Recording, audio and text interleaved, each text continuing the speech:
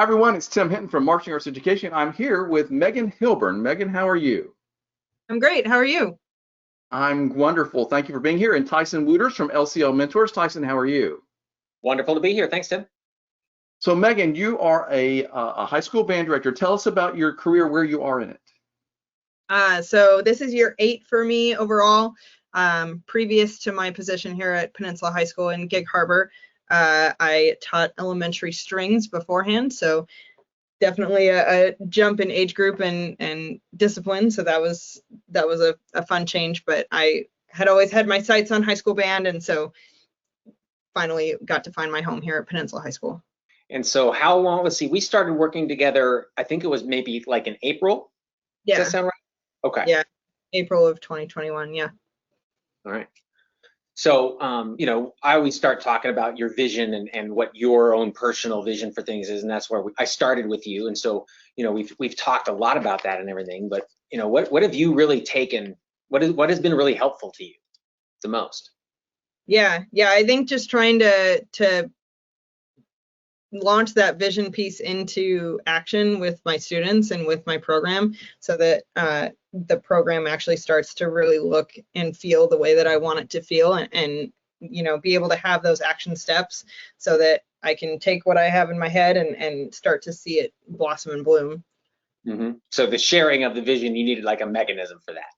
Yeah. So, yeah. And so what have you been doing? What has been working since then? Well, one, kind of particular thing, we had Tyson joined us for our band camp, the first day, and that was really, really helpful that we were able to build those strong connections that I had seen better this year than any of the previous years, which I think was kind of a feat in and of itself, being, coming off of a COVID year.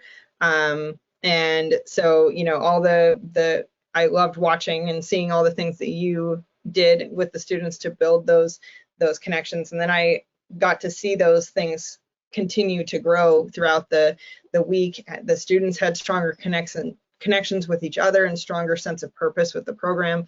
And then when, say, my band council put together different team building activities, I saw more buy-in from the students of actually really digging into those programs and learning more about each other, and having that sense of connection with the program. Okay, so the sense of social connection was increased a lot there from previous years. And how about their execution on marching and playing and learning the show and everything? Yeah, absolutely. I felt like the energy stayed much more positive throughout the week. We had your standard kind of dip in energy that anyone would with 12-hour days for a week and things, but they still like rallied back.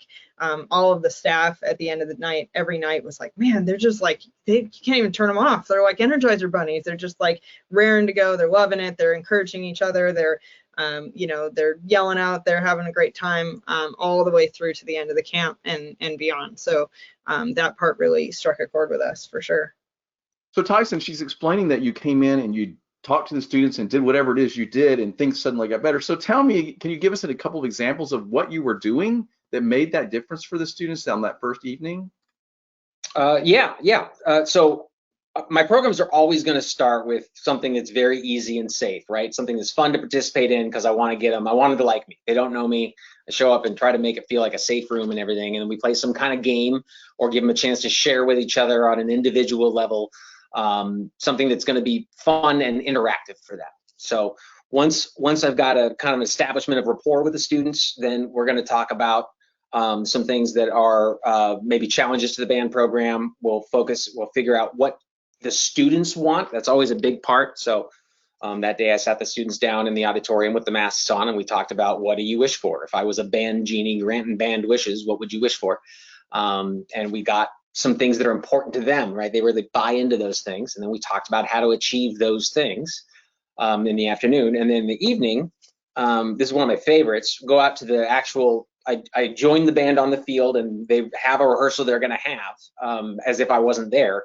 And then I'll jump in and stop the rehearsal, pull everybody in and do a game or activity to address some kind of rehearsal etiquette thing, and then push them back out of the rehearsal, tell the band director go, and they have rehearsal again. And that practice of pulling them back in and having a good time, sending them back out to productivity, now they're practicing shifting gears of productivity, having a good time, productivity, having a good time.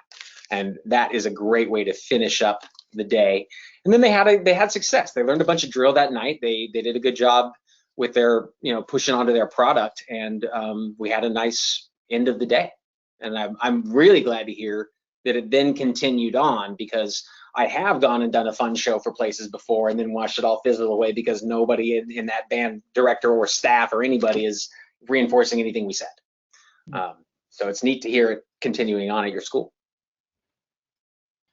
I'm interested that you said that, because Megan, that was my next question. Is many times you hear directors say, I brought in this leadership person that got everybody stirred up. It was very, very excited. And then within a couple of days, or shortly within a couple of weeks, all of that goes away. So what was different this time that Tyson's describing, that your students were able to maintain those things they learned and keep them going? Clearly you did something about that, but tell me about that.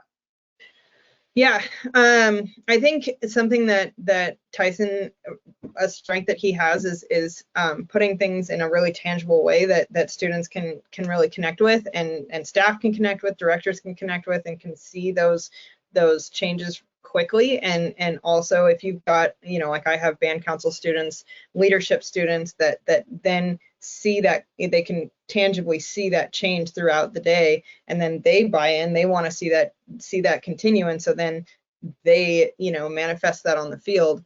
Same with the staff, the marching band staff. They were all chattering during the evening rehearsal of like, man, I really love watching what he's doing, and so there was buy-in there too. And so it gave us kind of a tool belt of sorts, that if things kind of went awry, or we were having focus issues or whatever, we could come back to a nugget that he had done with the group to kind of like refocus. So that's it. I mean, you reinforced it. You said the thing. If you said what I said today and you say it tomorrow and again on Thursday, that's all it really takes usually. Right, but what's interesting is that the things that you were able to teach them, Tyson, or the processes, they learned new ways of doing things that they immediately saw and liked. And so, Megan, as you're describing, they bought in and they decided, we're going to keep doing these pieces. I think that's the part where people often miss it. So that's why it's so exciting to hear that this happened. Yeah. Megan, the other thing I want to ask you is, so you took time away from wanting to get that drill in the field. Like, band directors are frantic to get the show going. To me, it's sort of like saying, well, I am going to take time to do marching basics, and I am going to have time for a nice horn warm up. So did you think about this as like basics of band that you decided to take time for? Yeah, absolutely. Yeah. I mean, I definitely feel that, like, if there's no culture, then you're not going to be able to build anything on top of it. If there's no foundation, there's no house. So, it's always going to be time worth spending, because it's necessary.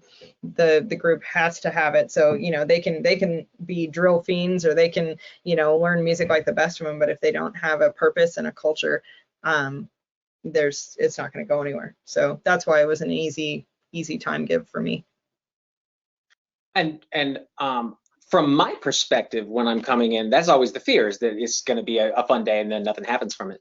And the reason I started focusing on culture and vision so many years ago is that I was finding that was the shows I was doing. I would go and do a fun show and then nothing happens. So the mechanism I chose to use is we have to make it important to the students. So we have to find some students who care enough about whatever thing we're caring about to carry the motivation on, and then staff and directors doing a nice job of reinforcing it. It's very important to keep going. But there's another crucial step in there. So when we did that evening rehearsal, I took them through a very slow process of learning opening set and only opening set. And then when we went from page 1 to page 2, every individual student had a very slow process of, well, all the new people had a slow process of taking what we told them about how to read the chart and everything and going and finding their dot. We were very slow in those first few sets. And then I started practicing the +1, -1 with them in the drill. And so we were learning those processes as we went. I had different ways that I count off the run, depending if we're going set to set or continuous. And so those processes of how to run their rehearsal are the habits I'm practicing while I'm also doing the social, addressing the social end of things. And so those two things together are how I sort of put some scaffolding around the messaging so that it can last long enough for the staff to pick it up when I leave town. Does that make sense? Is that clear? Yeah, absolutely. Okay. So Megan, has Tyson been working as a mentor with you as well, or was it just the leadership part that he did early? Yeah, no, I've been connecting with him around every 2 weeks, with kind of a chunk out of the middle of the summer because I had weddings and things like that. Congratulations. But yeah, pretty much every 2 weeks, give or take.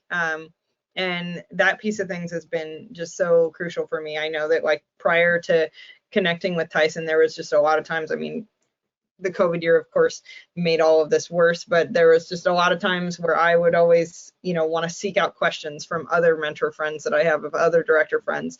And especially last year, it seemed like everyone's plate was just like so full that it was like no one would answer a question. They were like, stop calling me. I love you, but stop calling me. And, so I felt a little bit, helpless, I had questions. I wanted to build things. I wanted to figure out how to fix it without a real light and place to go. And so that's where Tyson was really helpful, where, it's kind of that time where I feel like I go out, I run the drill, and I can come back and be like, okay, coach, what happened? Or this is what happened. What do I do? And having that lifeline is really, really helpful for me. It's interesting you said that, because I think sometimes people do come to realize that they have friends and other colleagues that they can call and talk to, but sometimes everybody's bandwidth is sort of full. And so if you have a dedicated person like somebody from LCL Mentors that is going to be able to have that time for you, I think that can make a difference. Do you have an example of any sort of bit of advice or something that he's told you that's really paid off for you since those mentor sessions? Yeah, I mean, something that we've talked about a lot is continuing to share vision, and that seems to be like that very central focus of trying to, create more student buy-in or cultivate culture in the group, or building more connections with my parent group or with my admin. I mean, it's all kind of usually centralized around that focus. He's also really helped me with maybe taking a time that I would look at something from a negative standpoint, and he's kind of helped flip it on its back a little bit and help me see things from a different perspective. That isn't, because we are our worst critic, and it wasn't always, a negative way, and just gave me a different perspective on lots of different student, parent, admin situations that just helped me see things clearer. Yeah, and how many times, Megan, have I said something along the lines of, your experience is roughly consistent with where it probably ought to be based on what you're telling me? Yeah, and just that is so helpful. Yeah, to know that like I'm on the right path. Yeah. Oftentimes the right path doesn't feel like the right path all the time, but you're doing a real good job. Well, thank you. Do you have an example? And you don't have to do this part. Mm-hmm. Okay, but I don't know if you want to get in the weeds of it, but do you have an example of a situation where you were in the thick of it? Because that's what happens. Of course, you're in the middle of it and it seemed negative, and then someone from outside was able to go, how have you thought about it looking at it this way? Do you have an example of that? How about your text yesterday? Yeah. There was, I just, was kind of feeling low and down yesterday, and just felt lost. Like I feel like I'm doing all these things and the output is not what I expect from the input, kind of thing. And Tyson was able to be like, let's talk about the things you can control and the things that you can't, and help kind of like redirect that a little bit. And that, to some extent, it was normal what was going on, and things like that. Tyson, I don't know if you want to add on. Sure. Yeah. I mean, you mentioned that the kids were like kind of tired this week, and I'm like, yeah, they're not used to going to school all day. I think their parents who are going to work, if they weren't doing that, are feeling the same way. And so there's things like I think we tend as directors to be our own worst critic all the time. And so if you take responsibility in your own mind for, oh, the students are kind of lame in my class, and if it's everybody, Well, I think there's other patterns we can point to at least let ourselves off the hook for, you know, being responsible for everything under the sun. Yeah. That's great. So Megan, would you suggest to someone that they have a mentor? What would you say to somebody who's considering it? Don't hesitate. I mean, it's so helpful to just have that lifeline, to have someone to ask all your questions, and also ask questions, because that's another thing that I know band directors are terrible at. They just try and like be in their own little like bunker hole and not go out and reach out and ask questions, because you know they're afraid of judgment, or they're afraid of ego or whatever. And it just doesn't have to be that way. Like you can, you know, that mentor connection is huge. And I've always felt that way, even outside of my profession, that I love to have mentors in my life, in general, for personal growth, for you know, all sorts of things. So that would be my advice, is don't hesitate and jump in and go for it. Thank you. Appreciate that. That was amazing. Okay. Well, Tyson and Megan, thank you so much for talking to me. Megan, I can tell that you're on the ball. You have it going. I can see that the culture is moving with your group. That has to be really exciting. So congrats to you and good luck as you continue that. Thank you. And thank you, Tyson, for being a part of this conversation and for doing good work as a mentor. Oh, happy to help. I adore this work. I'm having a great time. That's awesome. Well, thank you guys very much. Yeah, Thank you, Tim.